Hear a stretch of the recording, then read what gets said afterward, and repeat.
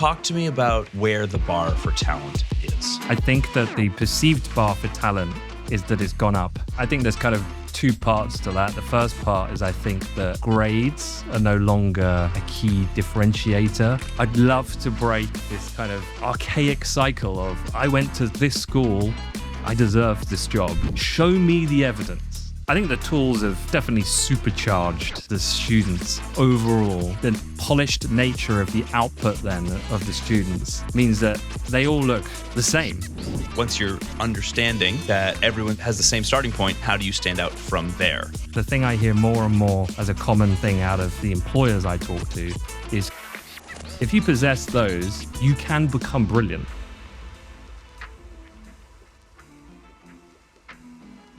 Every year, thousands of highly technical, highly qualified early career professionals aspire to enter finance and the highly technical roles within. But only the best land the most exclusive opportunities. How do they stand out, and how can more early career candidates stand out to achieve those aspirations? My conversation with Anthony Cheung from AmplifyME answers just that. Anthony has spent the last 11 years of his career partnering with early careers candidates and institutions to create simulations and opportunities for the best new talent in the market, giving them a chance to hone their skills and stand out. Anthony nailed a number of the topics we discussed that offer loads of tips for a large cohort of future leaders. Anthony, great to have you here. Thank you for being on today. Yeah, pleasure, Jesse. Great to be here. You spend most of your career involved largely with entry-level and early career talent.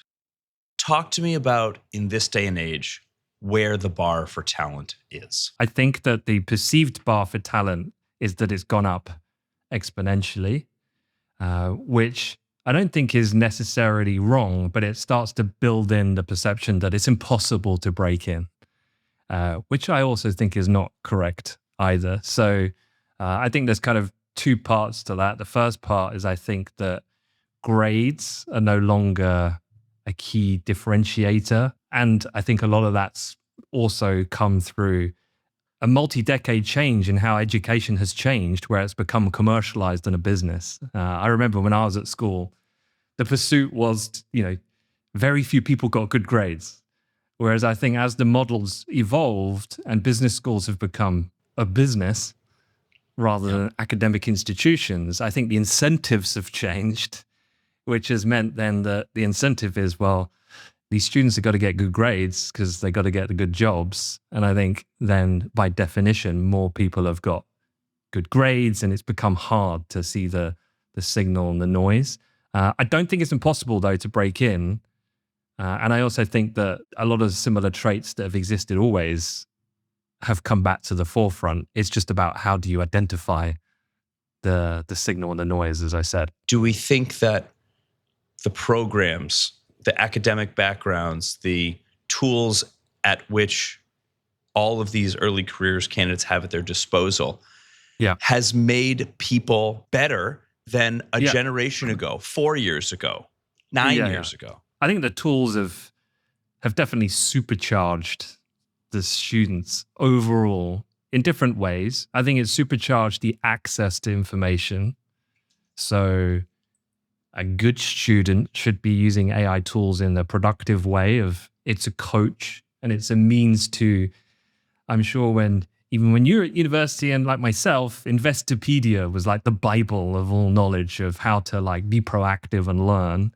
Whereas probably nowadays you can just talk to Gemini or Claude, and you get the sweet spot. I think that the access to those tools has changed, but then also the polished nature of the output then of the students means that they all look the same. It's almost impossible to identify. I mean, I talk to the hiring managers at these large institutions, and they're 90% are the same. Right. What the student needs to plug that gap is they've got all the tools, but how do they get the experience? And that's something where I think that the university is that's why we as a business exist and we work with these business schools, because we're the connection to them sitting on a desk doing the actual tangible role. So I don't think that the tools have risen the game, but it hasn't really solved that gap. which is everyone's got intellectually, technically better and can accelerate that process. Right. But that doesn't necessarily mean that they're going to be good at the job, because they have yet to apply in practice those principles. They've learned about it.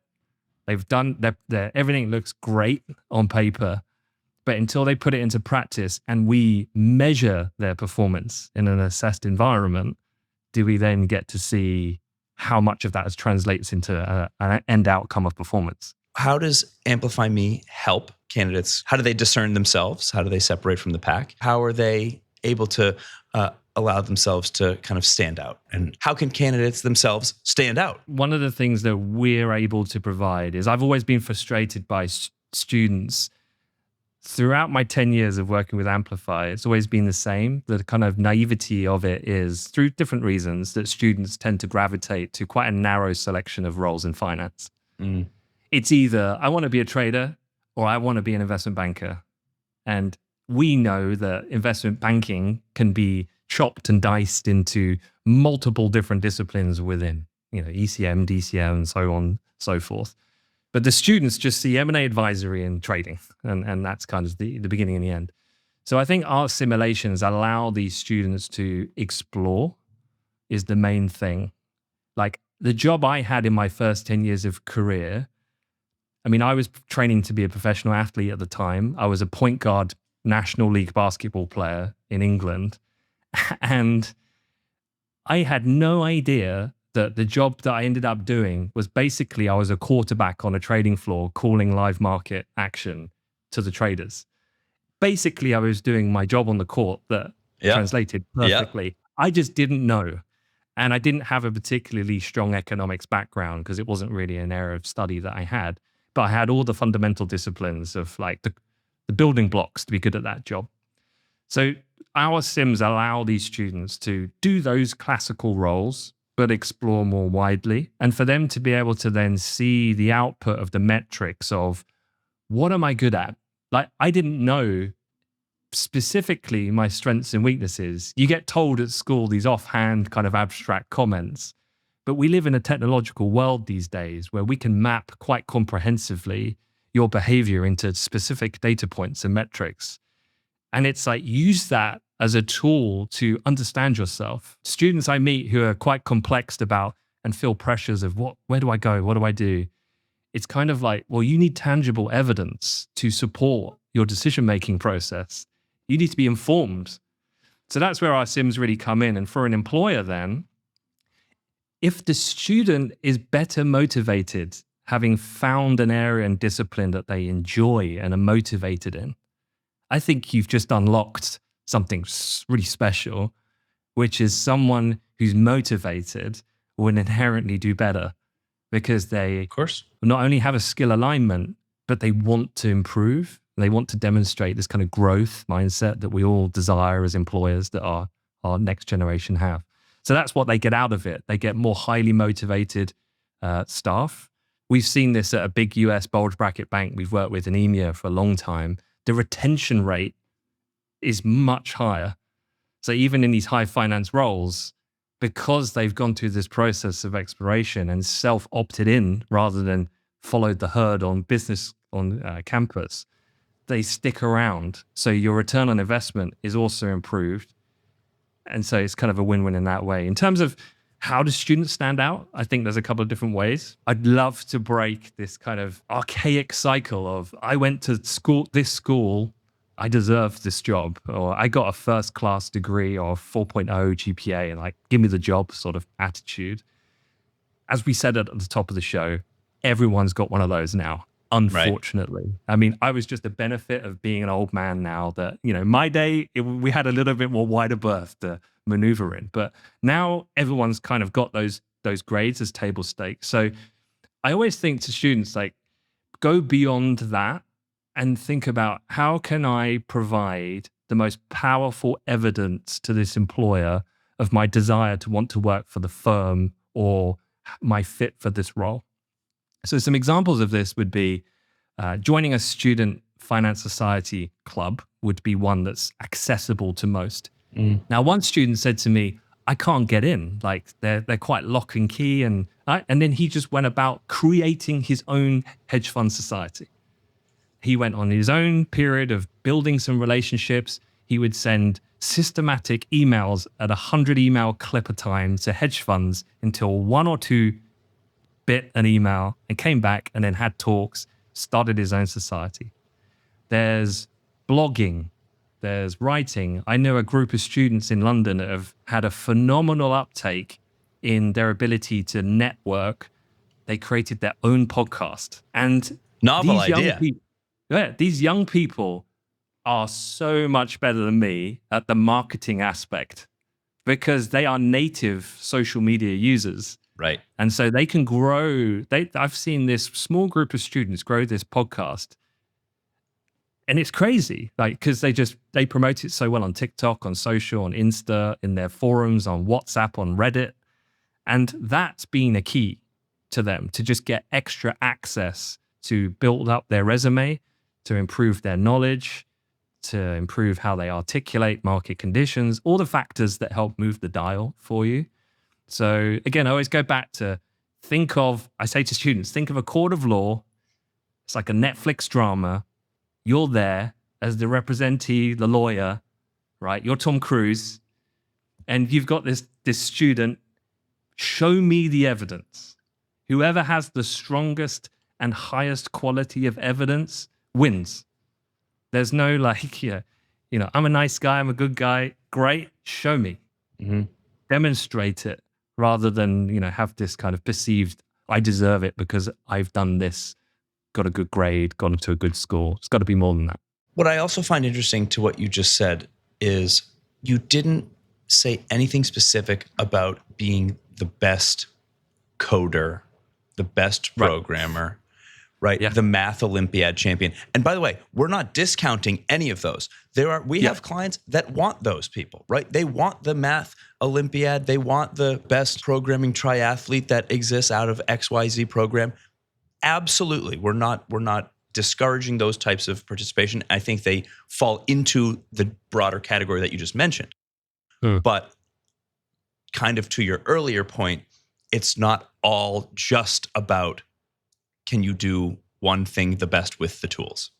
It's about how do you market yourself as a candidate. In a way, it's like how do you fit yourself into the mold of today's society? But then once you're understanding that, everyone's in the same has the same starting point, then how do you stand out from there? And I think it's not just, there's not one key to unlock that lock, as you say. Yeah, I mean, I think when everyone gets leveled up technically, we almost go into this weird paradigm, if it's gone a full loop over the long term, which is back to human-orientated behavioral traits as a marker of success. That's exactly what I was thinking as you were saying it. So if you distill down all the complexities out of it, the thing I hear more and more as a common thing out of the employers I talk to is curiosity, effort, and resilience. If you possess those, you can become brilliant.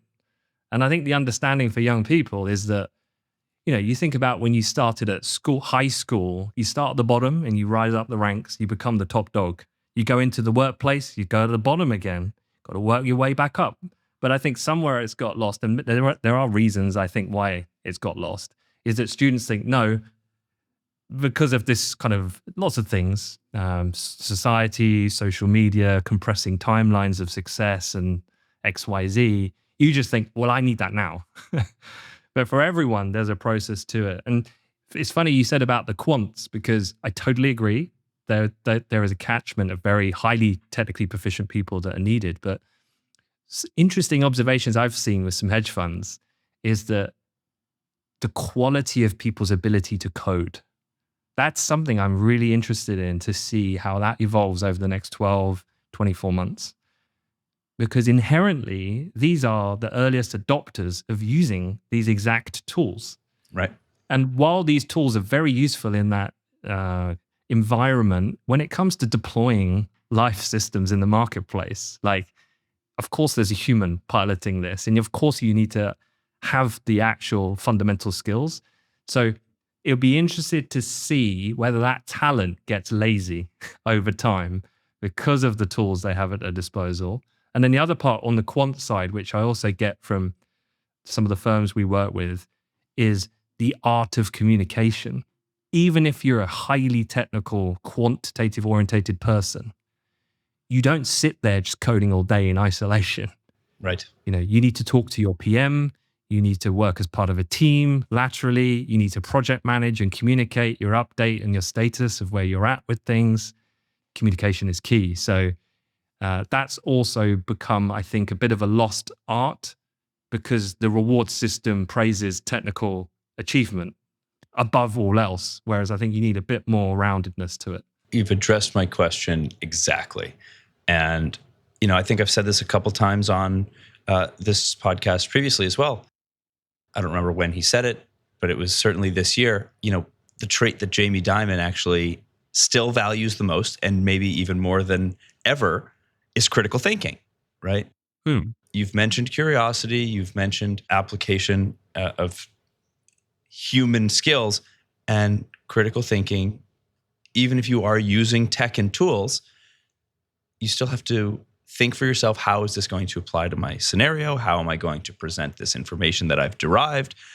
And that's just, we can't overstate enough, right? We can't overstate how much that kind of thing is important. So yeah, I think it's so interesting.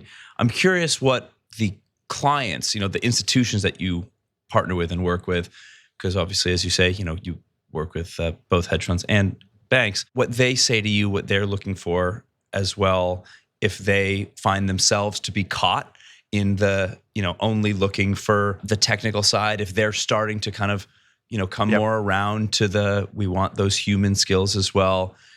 Or if you're more consulting them on it to, be mindful of being more open-minded. What's the approach from the client side? Yeah, it's very consultative, the work that we do with clients, in a sense of different divisions within the company will have different requirements or key characteristics that they would deem to be desirable. Now, the best way of doing that in a more quantitative manner is to look at people who have had success that you would like to replicate. So actually what we end up doing is our vision with what we do is to follow someone from what we call kind of grassroots, from their first year on campus at university, all the way through into their first 10 years of working. So they've gone beyond early careers at that point. And then reverse engineering and mapping the characteristics of the successful people, and then looking within these data points that we capture along these different places on that roadmap to then look at the very beginning and say, well, who's showing some of those initial signals or signs? Now, what's really interesting about large institutions, as you will know, is that actually a lot of the stakeholders at these firms work independently of one another. The people who run the campus, the people who run the experienced hiring, the people who run this geographic region, there's different budget holders, they're quite siloed. There's no one common thread. Whereas I understand these organizations are huge and they have big infrastructure. But if you were going to start again, surely science would say that surely we should be mapping these individuals from point A to point Z and seeing how they progress through the journey to identify the potential leaders for our firm. And so that's really where we would fit, is to try and do that. So we work with them in very bespoke ways to identify, well, what do those hero figures look like? Let us run them through some of these simulation assessments to see what their underlying characteristics come out to the forefront, and then look how we can start to then bring that into the development of some of the role-specific simulations at the beginning, so we could see what the correlations are.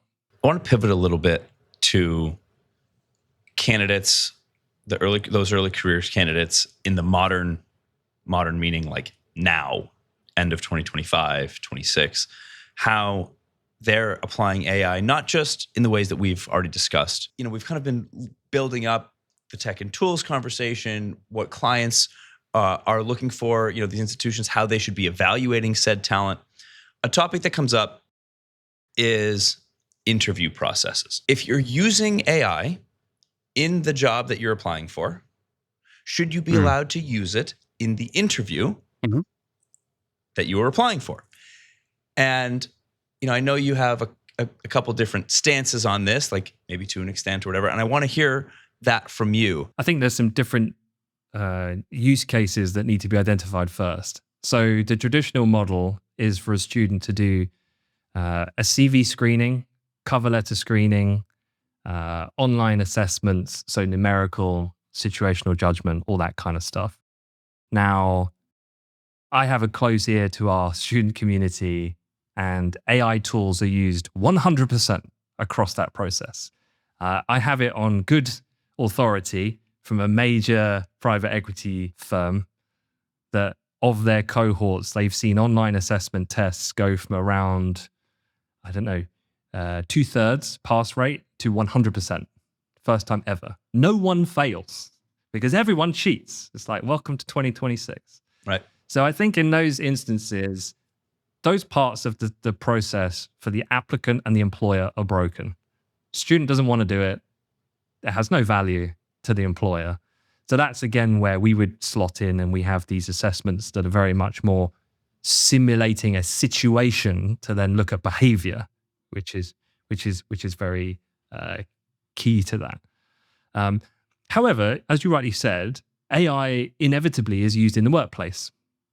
You would be remiss as an organization not to be adopting these tools for efficiency gains, cost, and so forth. So what I would say is then, because we don't have a one-size-fits-all simulation, it's very role-specific. So we can get down in and work with these corporates about, well, you tell me your workflow, and you tell me what tools you're using and to what extent it's being used. So, for example, most big, large institutions won't be using off the shelf. They'll have their own bespoke models that they're building internally. So in that sense, we need to know not everything, but a little bit of that. And then we can incorporate that into the assessment. I think they should be allowed in these instances. But what's important is to, well, what degree and how is the user using the internal AI system? So the way that we would build it is, if they shoot off to Claude or Gemini, I can't track what they're doing. So we would have a native built AI solution within the platform mimicking the role, which then allows us to track as to what degree are they seeking help. Is the code where they can't solve a problem simply a request, lift and paste? Or how has that process worked?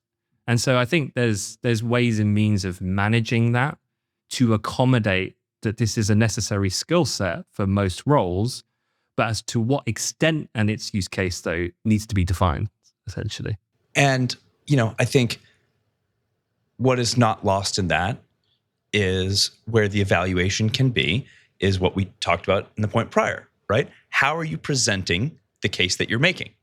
How are you communicating it, right? Are you waffling because you're trying to wait for the bot to give you your answer? Are you direct, as if you're speaking to a PM who has about 18 seconds to hear what you have to say, and you get to your point and you say, this is what I'm trying to say, and this is what I need you to understand, and here's why I think you should invest in the stock, or whatever right? Like, the soft skills complement even the AI usage in interviews as well. Yeah. I mean, in interviews, it's a good point. I do think that this is why I've always had a bit of a bugbear about interviews, because I think where interviews fall short as a filter is that you can learn how to be really good at interviewing. Yeah. Just practice, right? Feedback, iteration, practice. And you could be terrible at a job and land it because you can interview really well. Now, what's been the key difference in the past, I think, is the ability to have access to interviews. Because historically, the interviews have been held to those who went to the best schools, because they would qualify to get to the interview stage. Now, one thing that I think is really powerful now that levels the playing field, and I think that's a positive thing for talent identification, is that students should definitely use the tools for AI, for interview training. Like, I always say to them, like, I don't know, like in my day, I would have had to have had a contact, which coming from a lower socioeconomic background was a non-starter Right. because no one was a professional. Or two, you got to pay for it, which again, mum and pop don't have the funds to pay for that. So Yep. I'm at a loose end there. So whereas now, use it intelligently, practice, get critique, feedback, get it to time you, get it to simulate all the questions.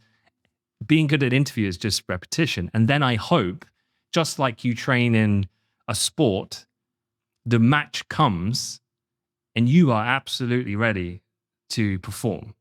And you don't need the tools because you're confident, because you've put the reps in. Mm. The problem is that if you don't do the reps, in the end, as everyone knows, you're cheating yourself, because then you get in the workplace and someone says, here's the 100-kilogram weight, can you lift it for me? And you go, I've not done the reps. No way I can do that. So you're wasting everyone's time in the end. So, but I get why students do it. But I encourage them, if anyone's listening, use the tools. No one's saying not to, but use them in the right circumstance. Yep. A live interview is your chance to shine. And when all employers tell me that it's refreshing when there's an authentic conversation, I mean, so how do you differentiate? You differentiate by not using the tool in the live environment in a rather perverse way. I think it's a great penultimate point for us to close with just general candidate sentiment. Who the cohorts that you're working with, what they're thinking about. We've talked about how they can stand out. We've talked about how they can apply themselves and present themselves. What are they thinking? The groups that you're working with, the early careers individuals, as they enter the workforce, as they, are in the first couple of years of their careers in this mid and early stage AI world, what are they thinking about? What's driving them, and how are they trying to succeed and stand out on their own? Yeah. I mean, I wrote down four points that I think, when I thought about this in advance, that really summarizes it. And it's anxiety, it's competition fatigue, it's uncertainty around AI, because we see these headlines all the time. I read one this morning in the UK Times. A student had an offer, got rescinded last moment. Why? Reading between the lines, its AI has displaced an early careers role because of the nature of it, a consultancy type role. Sure. So there's fear of automation, essentially. So with all of that, it's not an easy fix, because when you think about a lot of those things, anxiety, for example, it's a psychological one that can't be remedied quickly. So I think my words of encouragement to any young person is to fundamentally try to focus on the process and not the outcome. You don't have control on the latter, but you can certainly have influence over the former, right? So everything we discussed about the accumulation of experience through your own perseverance of creating opportunity and demonstrating then validity of your argument, a lot of that is within your control. I spend so many sessions sort of showing, walking through the step-by-step on how to do these things to students, but only around, I'd say 5% actually go ahead and do it. And the reason why is always, and it's a lot of work. And I say, well, welcome to the real world that you're about to embark on, which is that hard work is really what will pay off in the end. And again, I go back to sport because that's where my heart kind of is in my kind of life. Is the best players are not, talent doesn't get you to the professional league. Talent is only one part of the equation. And it is hard work and turning up day in, day out, persevering, performing when you don't feel like performing. That's what makes greatness. And that's what then ultimately yields results. So I think there's a bit of a reframing that needs to happen, that needs to think less about outcome and more about process. And ultimately, that's trying to adopt a growth mindset over time, which I know is easier said than done. I can't if we had many hours and weeks of training, I could probably get people there. But yeah, that's my kind of summary, I guess, to close. You're a basketball guy. All I kept thinking, and I thought you were even going to say it there, all I kept thinking was Mamba mentality. Kobe Bryant's whole journey is that it's about the journey, not the destination. Right? And look, exactly what you just explained. Weird connection, and this isn't planned, but I was coached by Kobe's dad in an Adidas camp in the summer of 96, I think it was. We used to have all the best players in the country come together for an Adidas camp. And I remember Kobe when he was like 17. He Probably was 16 not or 17 great. because he got drafted the next year. Yeah. He was not great. I mean, he had a lot of confidence, don't get me wrong. Always did. But he was not great at the start. And then here we sit. He's one of the most decorated champions of all time. He has this ideology that you said, the Mamba mentality, which exists. But he's a byproduct of the problem with social media and the accelerated timelines is I remember Kobe from 17. Whereas most people remember Kobe from the end product, the multi-decorated champion, the Olympic winner, the MVP. He wasn't that person at the beginning. And in fact, those first few seasons, but nobody is, exactly. And so he has talent, but talent needs to meet determination and consistency. And that's what, in the end will yield results. Wonderful. That's a great place to end our conversation. And I think you've encapsulated so much valuable information for an enormous cohort of young professionals and aspiring professionals. So thank you for being here. Thank you for your insights. And I hope to have this conversation again. No worries, Jesse. Thank you. That's all for today's episode of Searching Smarter. If you found this conversation valuable, be sure to subscribe so you don't miss an episode. Until next time, keep searching smarter.